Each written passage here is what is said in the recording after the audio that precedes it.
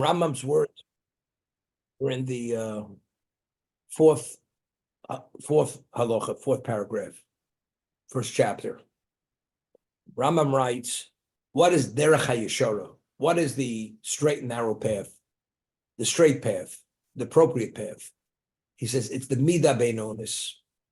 It's the measure, which is what? Which is the center measure. And he says, what is that? It's the place which is equidistant from both extremes.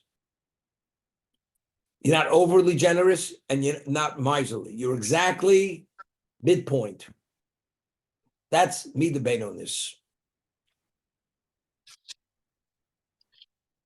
Now, lefichot tzivu chachomim rishonim. Therefore, the original chachomim, this is the ancient rabbis, she'odom som Deios of tamid.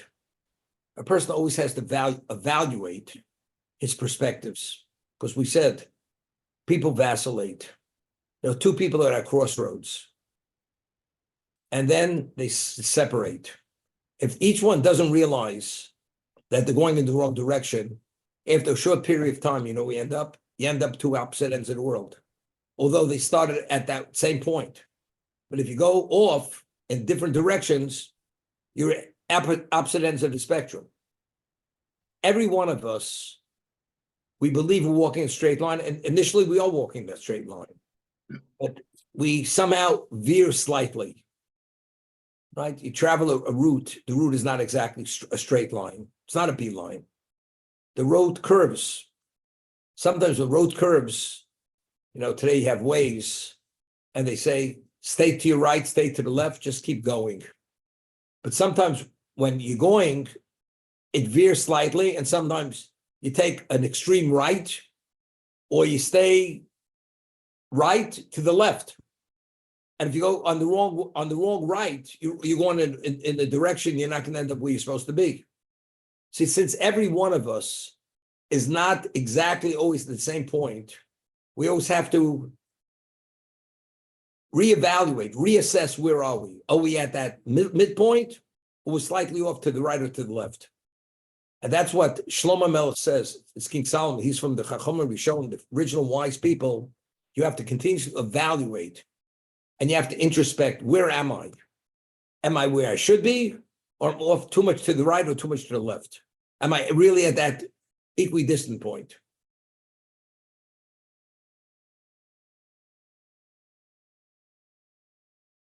You speak to people who are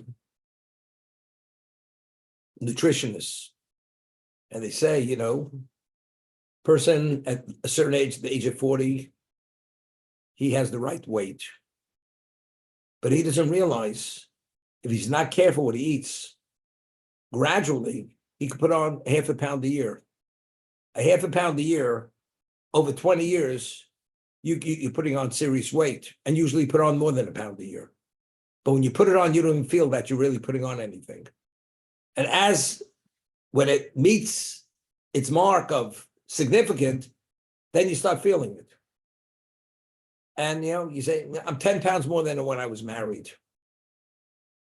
Okay, so you go on a binge of dieting. You go to a health food store, you buy healthy foods, you eat it for a while, and then you're back where you were. So now you weigh yourself 3 years later, but as you were gaining, it was maybe 3 ounces a day. But everything accumulates. And 3 years later, he weighs 5 pounds more. So he's 15 pounds above. But as time progresses, you're putting on these small increments, but the small increments add up. So even if you're at the midpoint, the exactly straight line, if you veer slightly, you're off slightly. So if you don't make that correction immediately, what happens? You veer even more in that direction. And you veer and veer until ultimately you could be literally at the other end of the spectrum from where you should be in the center. So you need a continuous tweaking of the system to always get back to that center point. And this is the value of introspection. Why does a person introspect? We take nothing for granted. Nothing. It always has to be evaluated. Our behavior has to be evaluated. You have to evaluate your ways, like you weigh something on a scale. And based on the accuracy of the scale, that will determine whether the weight is correct. You have to make an introspect and make an evaluation of yourself. Am I where I should be? Or am I not where I should be?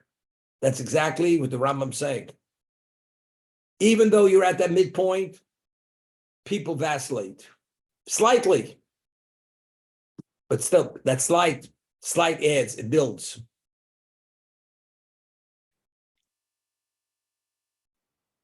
Rambam writes, therefore, the original Chachomim, wise men, She'odam Shom Deosov, you should evaluate your perspectives, Tomit, continuously.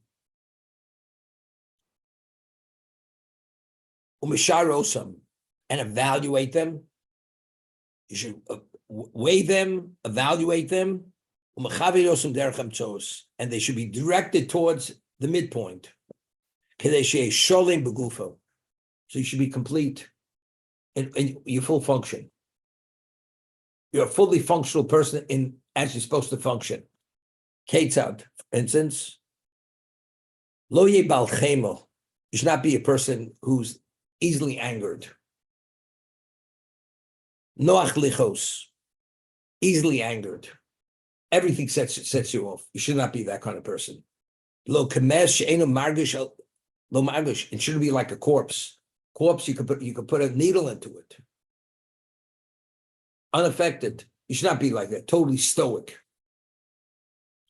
Elabenoni. We'll explain what it is. You should be in the middle. What's the middle of the row when it comes to anger? What's considered centered? Lo yichos eladova godol sheroi lichos olav.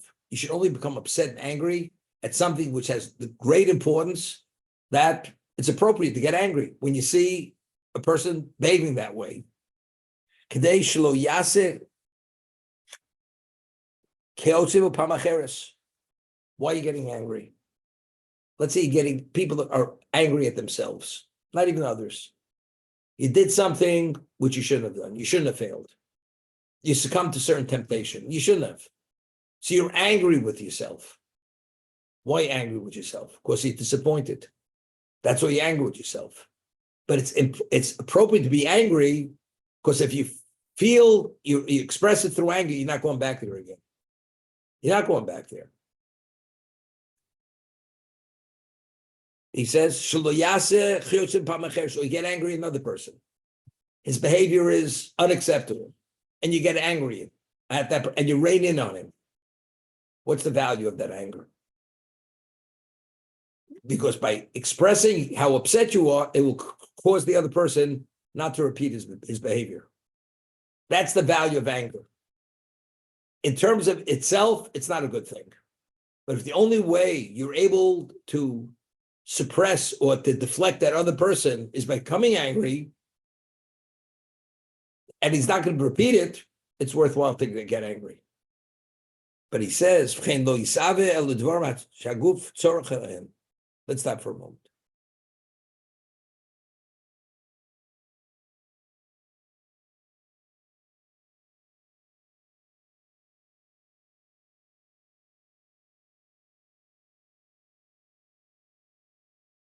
You should not desire, you should only desire things which physically your body needs. What you need, that you should have a desire for. What you don't need, it should not even resonate with you. You have no interest. The efshel zulasan, and you can't live without it. Kinyan shenemar, as it says in Mishlei, in Proverbs, tzaddik ochel soven nafsho. A tzaddik eats only to save his soul. So the tzaddik, if that is the objective, is to live, but to live healthy, you eat to that degree. The type of food you eat is to address that issue, that objective. Nothing else. You don't engage in anything but that because you understand it. Omo beisko el lahasig dover shetzorich. Lo l'chaye shor. You should only engage in things that are necessities that you need for the present life, not for the eternal life. You have to put food on the table. So you have to work to the degree that you can earn enough to put food on the table.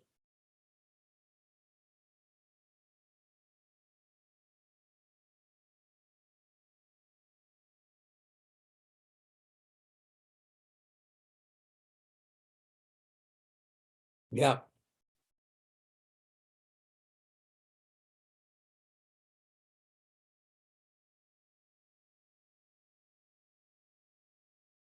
Okay. The Efshelios B'Zlosa Tishenem Tzadik Ochsov Nafsho. Chelia Omel B'isko.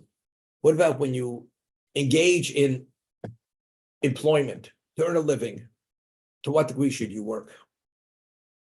Should only work enough to support yourself, which is a necessity. You realize you go beyond that point. You know what happens? Now you're dealing with excess. Once you go into the excess lane, then you're ready doing something which is not going to have a good effect on you. Shetzorich kin shlema tov mat tzaddik. For a tzaddik, there's an expression: lean and mean. You ever heard that expression? The leaner, the better. Tzaddik tov mat tzaddik. It's better for the tzaddik to have less than more. You have more, it complicates your life, creates new challenges. Now, it's interesting. I'd once spoken, the Talmud tells us that after 120 years, they come before the heavenly court, and they ask, the first question they ask you, Kavati Itan La Torah, did you study Torah in this world? And the person they're asking is a very wealthy man. So he says, with the type of wealth you gave me, I didn't have a moment to study. God, it's your fault. Because I had so much wealth, I couldn't find time to study. Because not addressing the wealth, it would have been wasteful. So I had a responsibility to assure the wealth that it shouldn't go to waste. So Hashem says to that person, well, you're wealthier than Rabbi Losam and Charsum. Who's this great rabbi? He's mentioned in Pirkei Avos. Rabbi Losam and Charsum. He owned 1,000 towns on dry land. He had 1,000 ships on the sea. And he was one of the great Tanoim, one of the great sages of the generation. If he found time to study with such a portfolio of real estate and ships, he said you couldn't find some time to study. So therefore, what will be the basis of the condemnation of the rich man who doesn't study? Rabbi Lozman Charsum, because you weren't wealthier than he was. Not that God is expecting you to be the great rabbi. No. I always say, you approach a person and say, would you be interested in learning? He says, tell me what you want.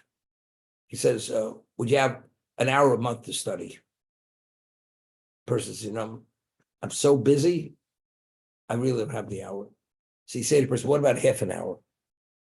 He says, you should, if you would come to my office, you'll see, I don't even have a half an hour. So you say to the person, what about 5 minutes? You don't understand. I got 16 telephones going simultaneously with 20 people waiting in line to speak to me. I didn't even have 5 minutes. So what I said was, a person doesn't have 5 minutes. A person has an hour, maybe. If you don't have 5 minutes, you know what the answer is? You're not interested. Because if you have any degree of interest, you try 5 minutes. And if you find 5 minutes, you'll find half an hour in a day or in a week. But if you can't find in a month 5 minutes, you have no interest. And that's the bottom line. So it's not expecting you to be the great rabbi. But he, despite the fact he had such wealth and he had so much to be distracted, despite that he found time, and he found tremendous time. You minimally should have some time. And if you don't, it speaks volumes of where you're at, that you have no interest. God, I have no interest in studying what you want me to study. So what does God do? You tell me you have no time. Okay. God forbid, he has a health problem. Tells the secretary, I'll be back in 5 hours after he has to go to Sloan Kettering. For himself or for his wife. God said, you have no time. But I'll show you. For this, you have time. You're going to make time regardless. Because then the priority is your life, your wife's life. That's more important than the business. So you got to set your priorities. And priorities are determined by what you understand is more important, less important. If you can't 5 minutes in a month to study Torah, That means it's unimportant. Hashem is going to show you how unimportant your business is. You may even have to neglect it to attend to some kind of health issue to that degree.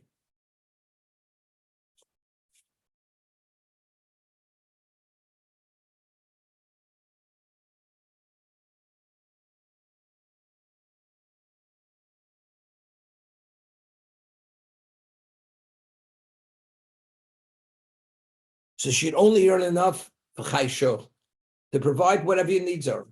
So I said, what is the basic condemnation for poor people? Hillel Zokin, Hillel. Person comes before the heavenly court. They said, did you study Torah? He says, I was in such an impoverished state. I was out begging all day, knocking on doors begging. I didn't have a minute to study. So the Gemara says, Hashem says to that person, were you more impoverished than Hillel? Hillel eventually became the prince of Israel. Hillel was a Babylonian, and he earned his living by being a wood chopper. Every day he would chop enough wood to give a coin to his wife to provide for the family, and the second coin he had to pay the entrance fee to get into the study hall. Otherwise, they wouldn't let you in. So what happened? One day he only earned one coin, not two coins. So he gave that one coin to his wife, and he went on the rooftop of the Beis Medrash on the skylight to be able to listen to the shir. This is Iraq. And all of a sudden there's a snowstorm, and he's covered with snow, and he's dying of hypothermia. The rabbis come to give their public lecture next day, and it was a sunny day out, and they notice it's overcast. There's something blocking the sun, and they look up and they see a human form, and it was Shabbos.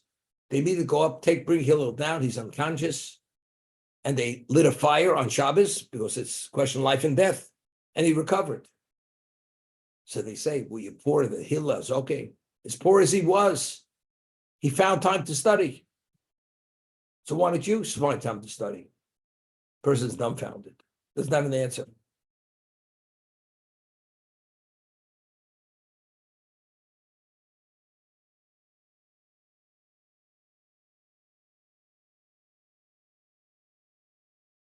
Yeah. So I asked the question. Hillel every day would cut enough wood to earn 2 coins. One for his wife, one for the entry fee. I asked the question, someday he should have cut enough wood to earn enough money for a whole week. And he has the money in his pocket. He can spend all day in the Beis Medrash without wasting a moment to go chop wood. Chop wood one day, enough for a week, earn enough money, and you're covered. But every day he cut just enough for his wife, just enough for himself for the entry fee. Why? So what I said was, give you an example. And, Bob could attest, Larry could attest to this fact. Maybe Bob too. Person earns a living. It's enough to cover his expenses. To pay his rent in Manhattan. He has to pay a maintenance fee for his apartment because he lives in a fancy building. But he can't afford that home out in the Hamptons. Can't afford it. Can't afford it. All of a sudden, he had a good year. They called him in. They said, bonus twice his salary. Psh. Windfall. Comes home, he says to his wife, I think we could afford a down payment on a house out in the Hamptons based on the bonus I got. So his wife says, but how are we going to pay the mortgage? We'll work it out. Until he got that bonus, the house in the Hamptons never entered his mind because it's so out of reality, they don't even think about it. But if you have that extra money in your pocket, rather than saying, I'll invest it or put it in the bank, I think we should buy another house. And that'll be our summer house, right? So if we ever have to escape, rather than taking medication, we'll go out to the Hamptons. That'll be the escape, physical escape, not mental escape. Okay? But when did the person think about buying the house and putting the down payment? When he had that extra cash. Hillel understood the nature of a person. If you cut enough coins on Sunday to cover you for the week, all of a sudden you have that extra money in your pocket today. You say, oh, you know something? I think we should buy new shoes for our children. I think we should, maybe do a revamping of the house, new upholstery. If you only have 2 coins for the day, one for my wife, one to get into the Beis Medrash, I don't have more than that. I'm holding at the minimum. Knowing the reality of a human being, when you feel you have extra, you become interested in excess. Therefore, to what degree should you do work? Only for Chaysha, only enough to provide for the moment. Moment does only moment. I got to pay the rent. I got to pay the tuition. I got to pay the electric bill. Gas and electric. Okay. That's it. It's not you leave the money. I'll pay the bill at the end of the month. It's better that money should not be available to you. Because somehow we always find what to do with the money. And if you withhold the money, you know what you're a violation of? That's called being a miser. And it's a negative commandment. You're withholding your hand, not giving charity. And you have the ability to give charity. So therefore, if you only earn enough for the moment, not long term, if that's the case, life becomes less complicated. You have less challenges. The person says, I bought a car, and I paid for maintenance and this and that. Once a month, I got to bring it into the shop just for an evaluation to the car dealership. And, it cost me so many hours a month. And it cost me so much this and something. Thank God I don't have the car you have. You know what it means to drive this car? It's one of a kind of a car. Thank God I don't have a car. I don't have to waste all that time. Deliver, loan a car, this, that, fee. What do I need it for? Well, you don't know what it means to own a car. Okay. Person says, you don't know what it means to be in a hearse. Right? Person says, I have time to think about that. That's it. Did you ever think? I just thought of it just now. Larry, I'm going to put this on